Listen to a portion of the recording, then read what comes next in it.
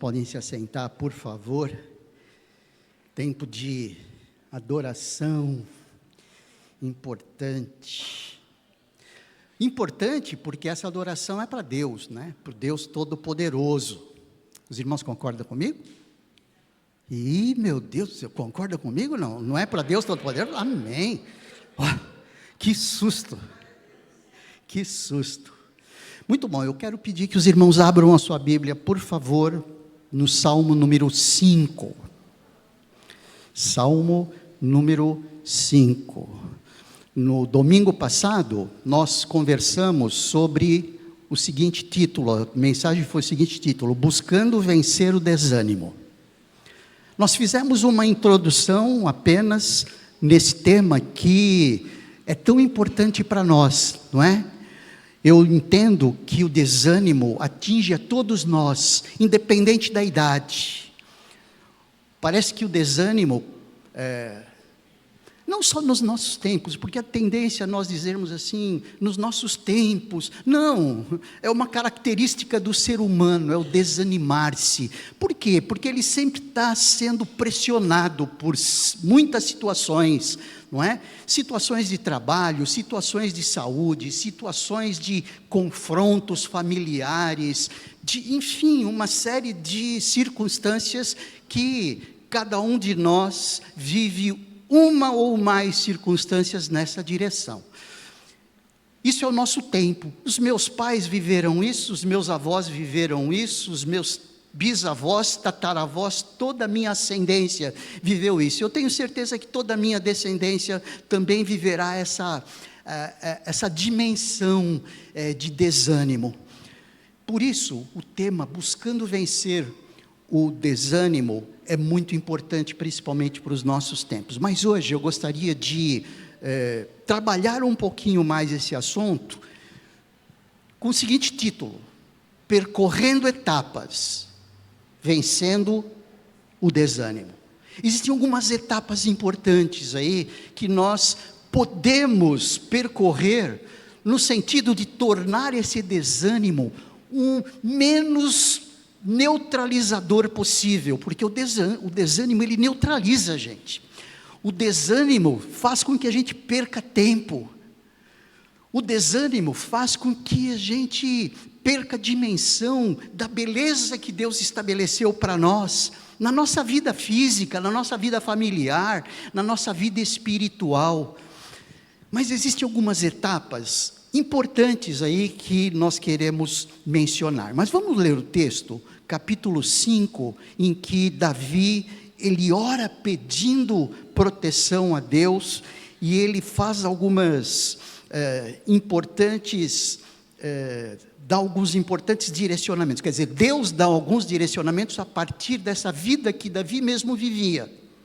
O texto diz assim, capítulo 5, ou Salmo número 5, Salmo de Davi: Dá ouvidos, Senhor, às minhas palavras, e acode ao meu gemido. Escuta, Rei meu e Deus meu, a minha voz que clama, pois a ti é que imploro.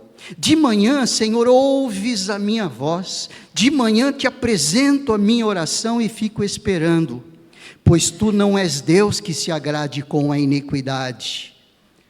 Contigo não subsiste o mal. Os arrogantes não permanecerão na sua presença. Odeias todos os que praticam a iniquidade. Tu destróis os que proferem mentira. O Senhor abomina o sanguinário e o fraudulento. Eu, porém, pela riqueza da tua misericórdia, entrarei na tua casa e me prostrarei diante do teu santo templo no teu temor. Senhor, guia-me na tua justiça por causa dos meus adversários, endireita diante de mim o teu caminho, porque na boca dos meus adversários não há sinceridade. O íntimo deles está cheio de crimes, a garganta deles é sepulcro aberto, e com a língua lisonjeiam. Declara os culpados, ó Deus, que eles caiam por seus próprios planos, rejeita-os por causa das suas muitas transgressões, pois se rebelaram contra ti. Mas alegrem-se todos os que confiam em ti. Cantem de júbilo para sempre, porque tu os defendes. E em ti se gloriem os que amam o teu nome. Pois tu, Senhor, abençoas o justo, e como escudo o cercas da tua bondade. Davi, neste capítulo 5, neste Salmo número 5, ele deixa claro algumas divisões importantes aí. Então nós vimos Davi se queixando, Davi gemendo, do versículo 1 ao versículo 3, de maneira muito clara: dá ouvido, Senhor, às minhas palavras, e acode o meu gemido, escuta, Rei meu e Deus meu, a minha voz que clama, pois a ti é que imploro. De manhã, Senhor, ouves a minha voz, de manhã te apresento a minha oração e fico esperando. Então, nós vemos esse início aqui do Salmo como um gemido. Depois ele apresenta algumas situações que, da sua percepção acerca das situações que ele vivia, nós não sabemos exatamente quais as circunstâncias de Davi, mas eram circunstâncias desafiadoras. Talvez muito diferente daquelas situações desafiadoras que nós vivemos, mas igualmente ou até mais confrontadoras, até mais, muitas vezes, doloridas do que aquelas que nós vivemos. Então, guardando as devidas proporções, guardando a questão de abismo cronológico, Davi falava há cerca de 3.000 anos e pouco atrás, imagine, com circunstâncias culturais diferentes. Vivia no Oriente, nós vivemos no Ocidente, ele vivia 3.000 anos atrás. Mas os conflitos e as situações nos levam a nos identificar com Davi, de maneiras que nós olhamos esse texto, é como se nós podemos dizer assim: nossa, parece que eu sinto tudo o que Davi sente. Parece que eu sinto toda essa aflição que Davi sente. Mas o importante é que no final, no versículo 12, que é o outro extremo, por isso é que eu quero colocar isso como pontos que nós precisamos dar proeminência, esse início que mostra momentos conflituosos de Davi, momentos de dificuldade que sem dúvida nenhuma pode ser exemplificadas e podem ser traduzidas ou interpretadas como as nossas próprias circunstâncias hoje. Mas o que chama atenção é o versículo 12. E daí a gente já tira uma lição importante. O versículo 12 diz: pois tu, Senhor, abençoas o justo, e como escudo o cercas da tua bondade. Então Davi, ele geme, ele mostra algumas situações desse seu dia a dia, mas ele não perde a fé, ele não perde a confiança, ele não perde a dimensão de que existe uma promessa, e essa promessa vem no versículo 12, pois tu, Senhor, abençoas o justo, e como o escudo o cercas da tua bondade. Por isso que Davi é tido como um homem segundo o coração de Deus, o rei segundo o coração de Deus, não porque ele não tinha problemas, não porque ele vivia em abundância, não, ele tinha muitos problemas, aqui provavelmente sendo perseguido pelo seu próprio filho. Se é que, não sei se existe coisa mais dolorosa que isso, ser perseguido pelo próprio filho, a ponto dele precisar fugir. Essa foi uma das circunstâncias que marcaram as angústias de Davi, mas ele não perdia a dimensão de que existe uma promessa. Pois tu, Senhor, abençoas o justo, e como escudo o cercas da tua bondade. Então, se nós pararmos aqui, nós podemos entender que o próprio Deus,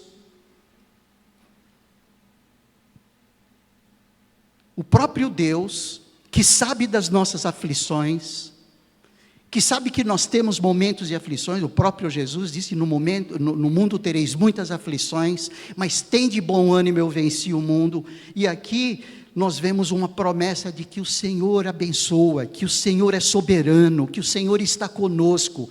Quando Ele ressuscitou, Jesus mesmo disse: estou indo, mas eis que estarei com vocês todos os dias, até a consumação dos séculos. E Ele se refere à vinda do Espírito Santo 10 dias depois. Ou seja, Deus está conosco. Davi, ele não perdia essa dimensão. Dando um resumo daquilo que nós vimos aí no domingo passado.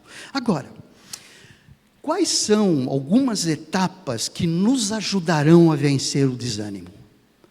Partindo para a coisa prática, precisamos buscar nesse texto aqui, aliás, esse texto é colocado desta forma, o Senhor permitiu que essa revelação fosse feita através da própria experiência de Davi, para que nós percebêssemos isso. E Deus está dizendo assim: olha, tem algumas etapas aqui, que você pode estar se apegando nelas, para vencer esse desânimo, para tornar a vida um pouco menos dolorida, para tornar a vida um pouco menos conflituosa, para tornar a vida um pouquinho menos estressante, menos angustiante. Primeiro apelo, ou primeira etapa, fazendo apelo, gemendo diante de Deus. Muitas vezes, nós primeiro nos angustiamos, primeiro nós sofremos, primeiro nós buscamos os nossos próprios recursos, depois que os nossos recursos terminam, aí a gente fala: ah, Senhor, é só o Senhor mesmo. Como se não fosse só o Senhor desde o começo até o final. Será que nós precisamos nos angustiar tanto? Será que nós precisamos passar tantos momentos de aflição para depois gemer diante dEle, para depois fechar as portas do nosso quarto, nos ajoelhar, fazer campanhas de oração, fazer jejuns, fazer vigílias? Por que a gente não pode fazer isso antes? Por que a gente não pode gemer antes? Está tudo bem com a sua vida? Está suportável? Gemendo diante de Deus, buscando direção diante de Deus, buscando direção de Deus para as nossas situações de conflito, para as aflições, buscando direção de Deus para tudo que nós precisamos resolver. E muitas vezes a gente sai resolvendo segundo as nossas próprias percepções, e nos esquecemos que se o Senhor não edificar a casa, em vão trabalham os que a edificam, não é mesmo? Parece que nós invertemos muito as coisas, e acabamos sofrendo com isso. Então, uma etapa muito importante, não só nos momentos de aflição, mas em momentos às vezes que não é tanto de aflição, mas que nos leva ao desânimo. Estamos falando aqui de vencer os desânimos. Senhor, não é como Davi, dá ouvidos, Senhor, às minhas palavras. Dá ouvidos às minhas palavras. Senhor, eu estou buscando direção para a minha vida, eu estou buscando direção, como educar melhor os meus filhos, segundo a tua percepção. Eu estou buscando a tua direção para me conduzir bem na minha vida. Isso é sinônimo de sabedoria. Sabedoria é nos conduzir bem durante a vida, da perspectiva de Deus e não da nossa própria perspectiva. Primeira etapa, parece uma etapa que pode ser preventiva e que pode ser curativa, não é? Preventiva no sentido de nós estarmos prevendo momentos de angústia, momentos de desânimo, mas buscando direção. E curativa ou corretiva no sentido de nós estarmos vivendo momentos de desânimo, momentos de aflição, estarmos levando diante de Deus esse nosso gemido. Escuta, Rei meu e Deus meu, a minha voz que clama, pois a ti que imploro. Gente, essa é uma oração de dependência, é uma oração de Ele, Deus, é prioridade. Parece que não existe mais nada do seu lado, mais nada que o preocupe a não ser levar aquilo que judia, aquilo que angustia, aquilo que machuca o seu coração. Oração de clamor e com gemido. Gente, isso é oração, como alguns dizem aí, oração forte, que muitas vezes pedem para outro. Não é? Faz uma oração forte aí para mim, ou eu vou em tal lugar, porque lá tem uma oração forte, ou tem fulano, beltrano, ciclano que tem uma oração forte. Não, é o gemido de quem está sendo machucado. Não é o outro que está sendo machucado, a intercessão de alguém que não está sendo machucado é diferente da intercessão de quem está sendo machucado. Esse versículo 1 e esse versículo 2 mostra claramente isso. De manhã, Senhor, ouves a minha voz. De manhã te apresento a minha oração e fico esperando. O interessante é que ele coloca amanhã, mostrando prioridade. Quantas vezes nós não colocamos como prioridade a Deus? Quantas vezes nós oramos pela manhã? Com determinação, com força, com prioridade. Senhor, o meu dia precisa começar com isso. Eu não posso começar o meu dia senão com um clamor diante do Senhor. Estando com problemas profundos ou não estando com problemas profundos. É o relacionamento com Deus que é prioritário. Da mesma maneira, ou de maneira mais enfática, que é prioritário o meu relacionamento com os meus queridos. Eu vou lá, vou dar um abraço no meu filho antes de ir para o trabalho, sabe? Isso é prioridade. Essa oração matinal aí, um músico evangélico, ele diz assim, Nelson Bomilcar, bem conhecido no meio musical: quem sofre sempre tem que procurar razão para viver.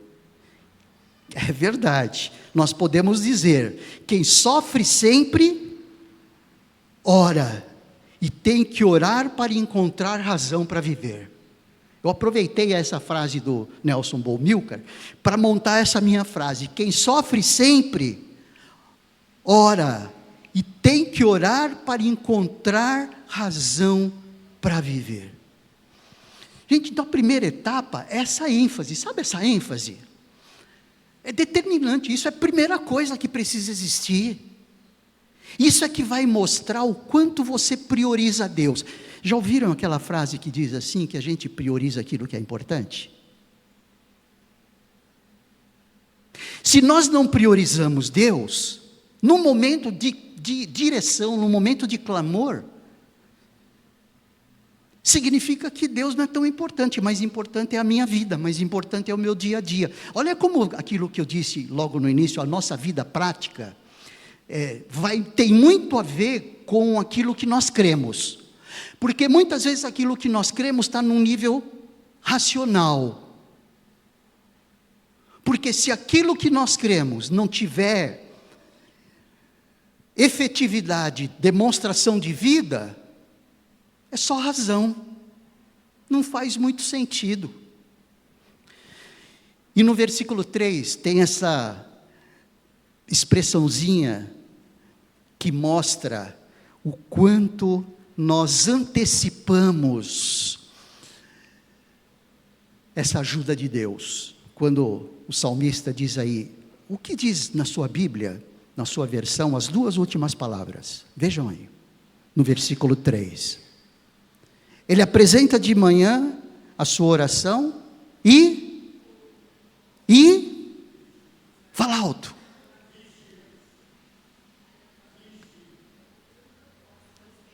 Fica esperando.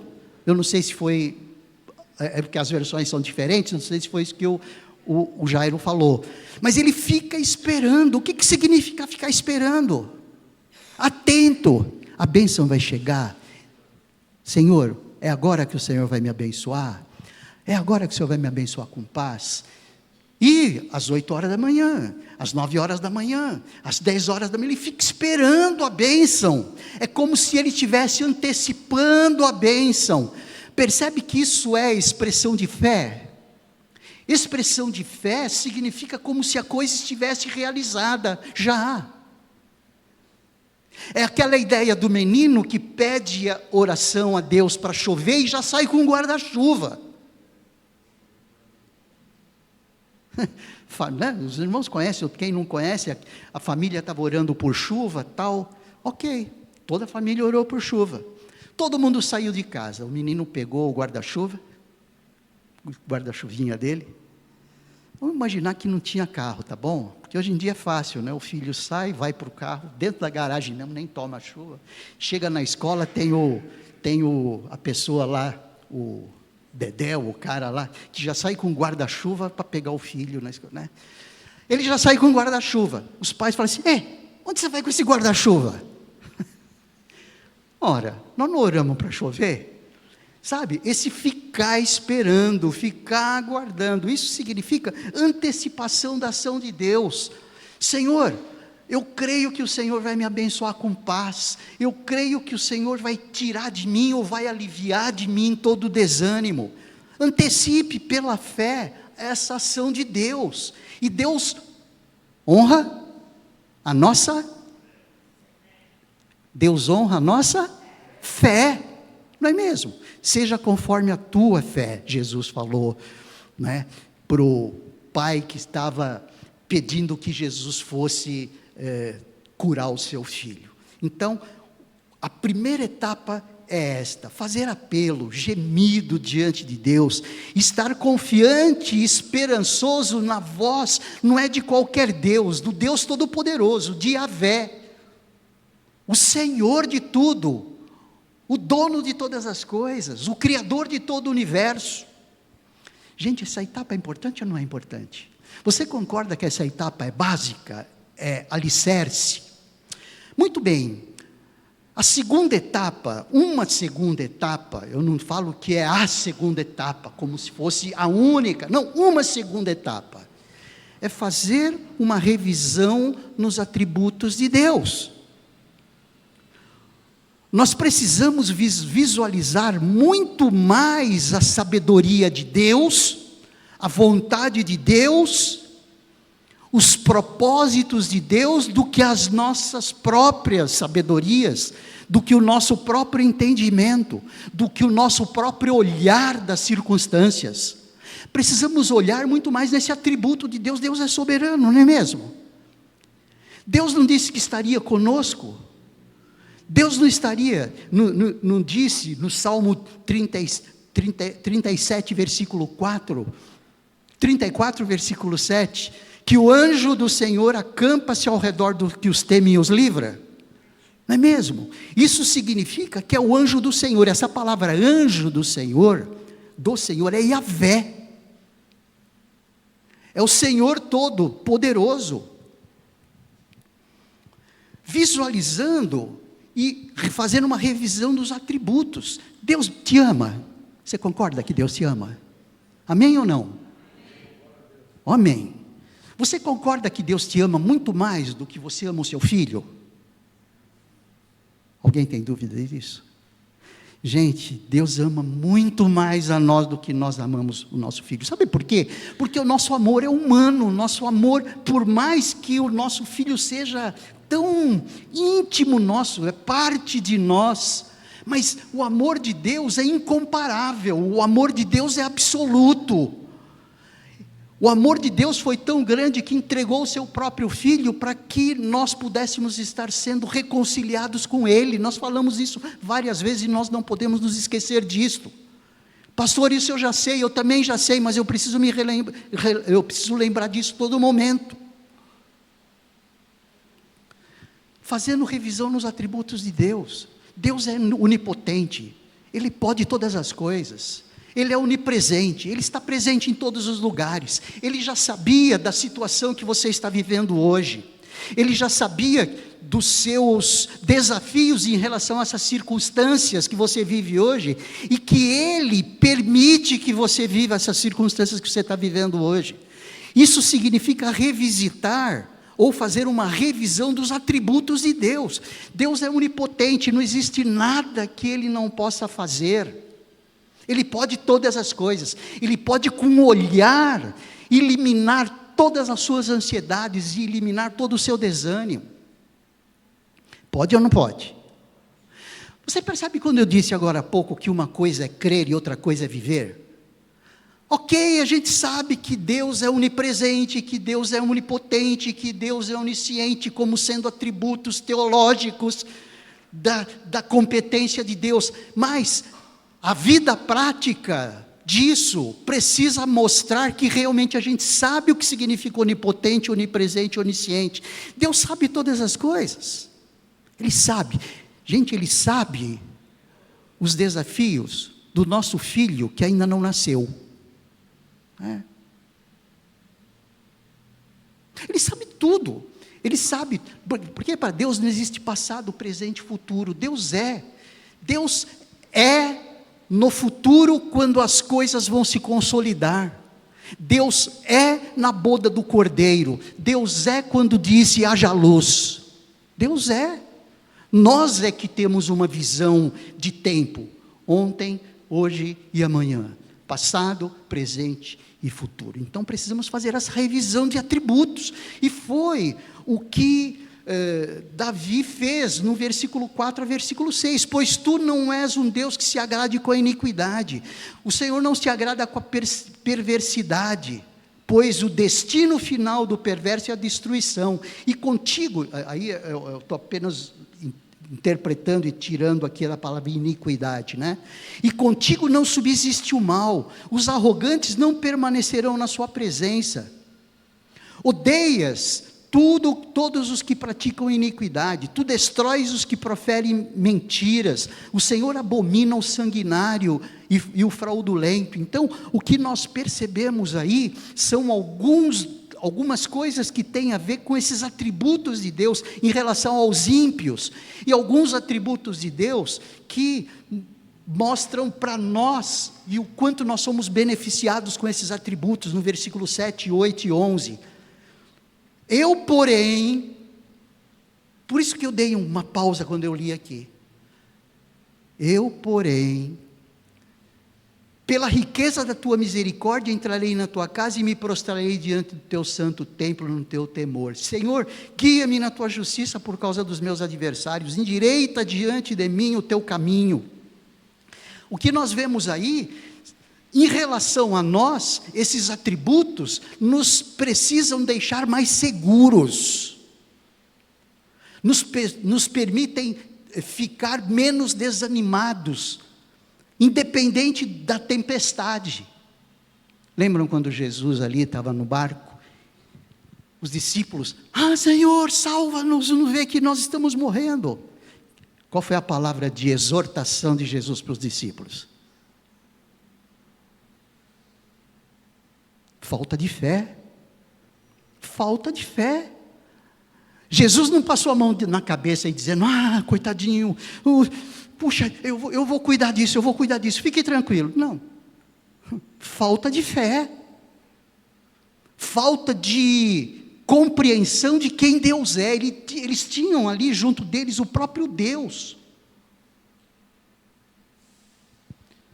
Ele é sempre bom, seu amor por nós nunca falha, o seu tempo é perfeito, Ele é por nós e não contra nós, não é mesmo? Se Deus é por nós, Ele é mais poderoso do que qualquer um que queira nos prejudicar. Gente, Ele é mais poderoso, Ele é muito, muito, muito mais poderoso do que qualquer pessoa que queira nos prejudicar, qualquer circunstância que queira nos anular. Nada vai fazer com que nós caiamos e fiquemos no chão. Às vezes Ele permita que a gente caia para perceber a sua graça em nos levantar. Fiquei sabendo de uma história, o meu primo me contando. A minha tia faleceu essa semana, estivemos juntos, felizmente a gente está junto sempre nesses momentos, e ele me apresentou um casal, e disse assim: olha, esse casal, esses são amicíssimos. E aí ele começou a me contar a história desse casal. Um casal que eram muito ricos, eles tinham uma corretora. E uma circunstância que aconteceu aí com os sócios, ele ficou totalmente no chão, perdeu tudo, a ponto de partir para as drogas.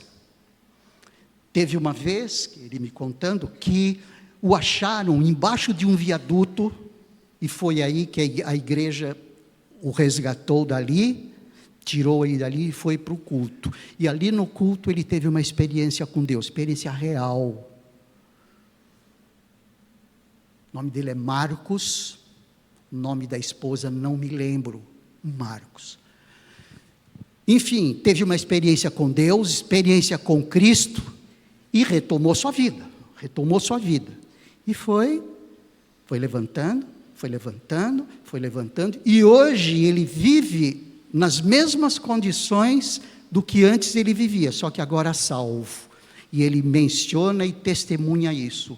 Agora eu sei em quem tenho crido. Agora eu sei o que Deus quer para mim. Agora eu sei como tratar os meus bens.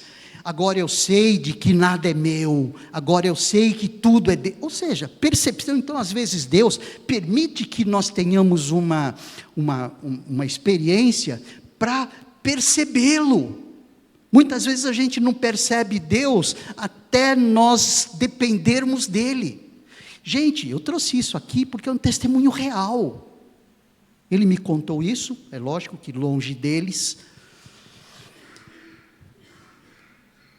Privilégios de Deus em relação a Deus. Ele pode, nós podemos até estar numa situação de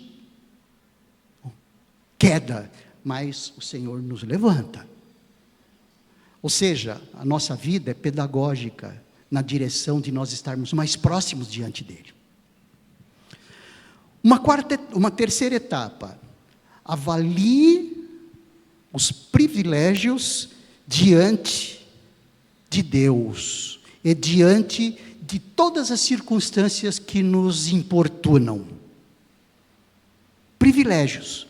Um deles, avalie privilégios. Às vezes a gente não avalia isso.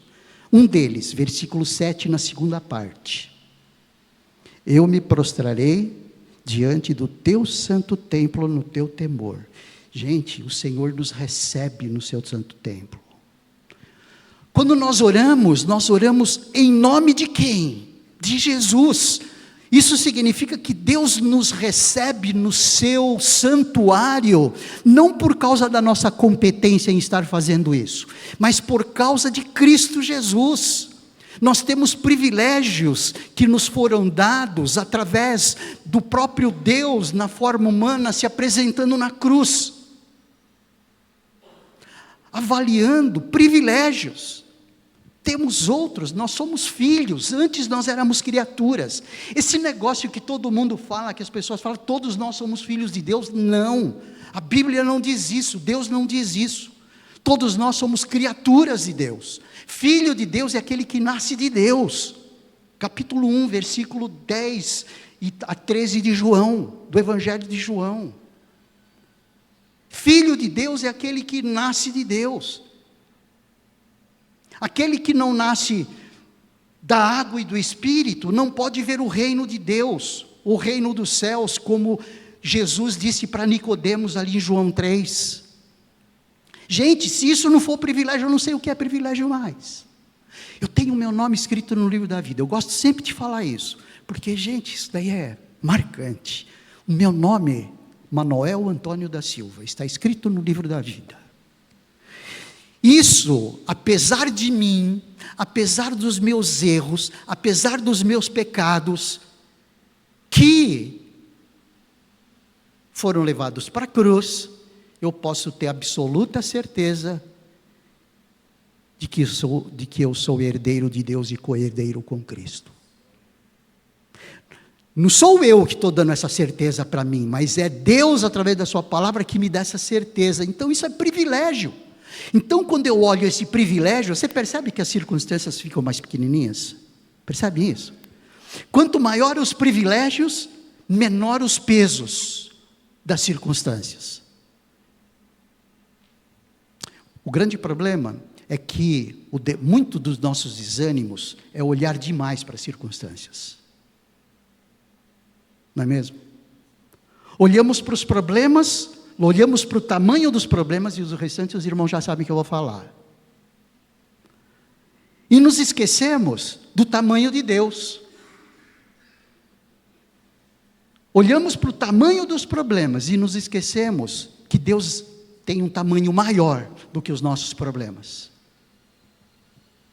Venham a mim, vocês que estão cansados e oprimidos, eu vos aliviarei.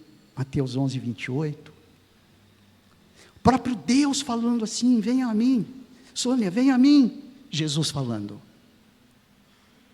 Ana, Jesus te chamando, Jesus dizendo, venham a mim, venha a mim. Está cansado, sobrecarregado, venha a mim.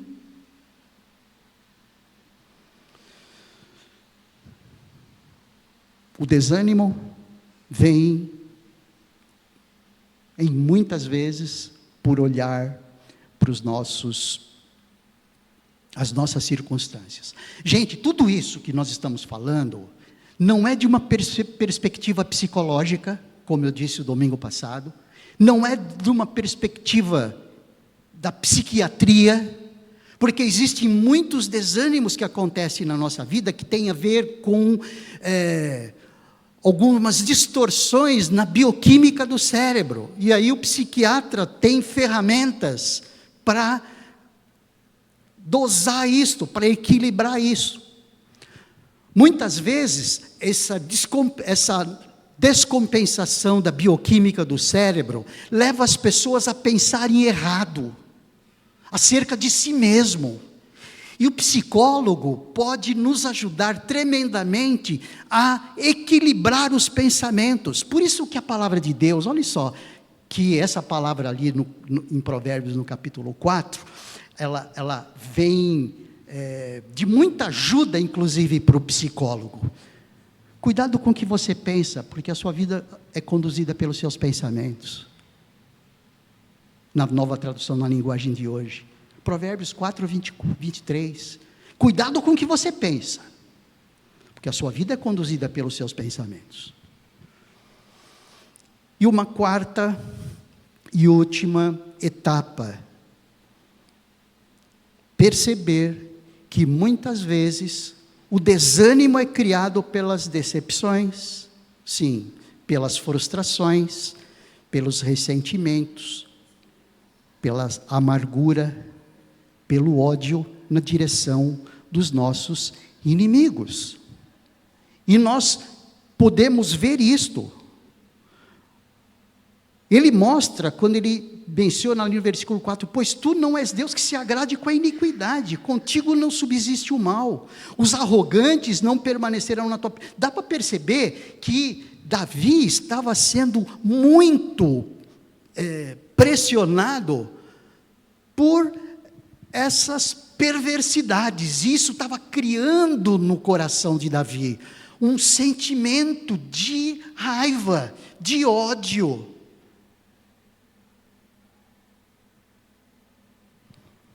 Deus cuida deles, Deus cuida das nossas circunstâncias, Deus cuida daquele que está te perturbando, Deus cuida do seu, às vezes do seu irmão de carne, que está te pressionando de alguma forma, porque Satanás é muito astuto, ele usa pessoas. A nossa luta não é contra a carne e o sangue, sim contra as potestades. Nossa luta não são contra as pessoas. Mas deixa que Deus cuida disso. Senhor, cuida disso. Eu não quero ficar preocupado com isso. Cuida disso para mim. É uma forma de nós atenuarmos esse desenvolvimento das nossas mágoas para o ódio. porque os desânimos só são retroalimentados pelas frustrações, pelos ressentimentos, pela amargura, pelas decepções. Quando em Romanos, no capítulo 12, ali a partir do versículo 17, diz: a ninguém torneis mal por mal, procurai as coisas honestas perante todos os homens, se for possível, quanto estiver em vós, tende paz com todos os homens, não vos vingueis a vós mesmos, amados, não deis lugar à ira de Deus, porque está escrito: minha é a vingança, eu recompensarei, diz o Senhor. São etapas importantes aí, percebendo que muitas vezes o nosso desânimo é alimentado ou retroalimentado pela raiva que nós temos com o outro. As decepções levam a gente a ter um sentimento de repulsa, a ponto da gente não se sentir mais à vontade de estar com a pessoa junto. Já sentiram isso? Satanás, ele faz muito disso. Avaliar os privilégios. Nós somos cheios de privilégios. Gente, você é filho de Deus. Sabe para onde você vai? Ou qual é a tua vida? Como será a tua vida daqui uns...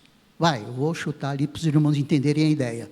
Daqui 300 anos, você vai estar passeando no universo. Criação na minha cabeça, eu não sei, tá bom? Mas é a ideia sim de nós estarmos absolutamente livres, na presença de Deus. Provavelmente 300 anos, 1000 anos, 1 milhão de anos, a gente vai estar de boca aberta diante da glória de Deus. Privilégios, fazendo revisão dos atributos de Deus, visualizando muito mais a onipotência, muito mais a onipresença, muito mais a onisciência de Deus do que as circunstâncias que não podem nada se Deus não permitir. As circunstâncias não conduzem a nossa vida, quem conduz a nossa vida é Deus, permitindo ou não. Deus, lembram da história de Jó, né? Aquela conversa hipotética ali, de Satanás com Jó. Tá bom, vai, mas você não passa disso, tá? E vida prática, fazendo apelo, gemendo e principalmente antecipando a ação de Deus pela fé, ficando esperando. Daqui a pouquinho chega, daqui a pouquinho Deus vai me abençoar, daqui a pouquinho Deus vai me dar paz. São etapas importantes aí para a gente estar driblando as dificuldades que o desânimo traz para a nossa vida. Feche os seus olhos, vamos orar. Sempre fazemos isso porque como nós precisamos desse tempo de intimidade com o Senhor, como nós precisamos desse tempo de contato íntimo, contato com Deus estando presente quase que concretamente, apesar de Deus ser Espírito e nós olharmos muito mais o concreto, modularmos as nossas atitudes pelo que é concreto, na dimensão do aqui e agora, do que os nossos olhos veem, do que as nossas mãos podem tocar. Mas Senhor, nós precisamos do Senhor, precisamos da Tua paz, precisamos da Tua direção, precisamos, ó Deus, não nos esquecer da Tua presença, da Tua soberania, do Teu amor, das Tuas misericórdias, não nos esquecer de que o Senhor é onipotente, o Senhor pode todas as coisas, não nos esquecer dos privilégios que o Senhor nos deu ao enviar a si mesmo na pessoa de Jesus ali na cruz, para nos trazer de volta A partir disso, nós podemos dizer que somos teus filhos, irmãos de Cristo, em que Cristo é a primícia. Nós somos herdeiros teus e co-herdeiros com Cristo. Nós temos o nosso nome escrito no livro da vida. Ó Deus, não nos permita esquecer desses privilégios, a ponto das circunstâncias ganharem uma dimensão muito menor do que são. E nos ajude, ó Deus, a não permitir que qualquer mágoa nos leve a ter sentimentos não lícitos em relação ao meu irmão, ao nosso irmão. Oramos, ó Deus, pedindo a tua direção, a tua unção, em nome de Jesus. Amém. Vamos ficar em